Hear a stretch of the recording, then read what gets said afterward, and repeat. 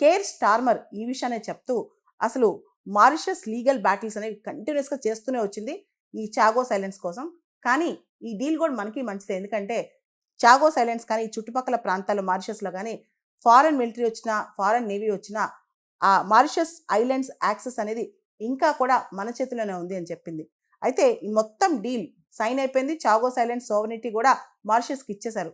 అయితే పూర్తి స్థాయిలో ఈ డీల్ ఇంకొకసారి మారిషస్ పార్లమెంట్, బ్రిటిష్ పార్లమెంట్ ఇంకోసారి ఒప్పుకోవాల్సింది. అది ఫార్మాలిటీ మాత్రమే అనమాట. అయితే దీనికి సంబంధించి చాగోస్ ఐలాండ్స్ అనేవి మనకు తెలుసు, అది ఇక్కడ ఇండియన్ ఓషన్ రీజియన్లో చాలా కీలకమైన ప్రాంతం కాబట్టి దీనికి సంబంధించి దీని చుట్టూ ఒక 24 మైల్స్ బఫర్ జోన్ ఉంటుంది.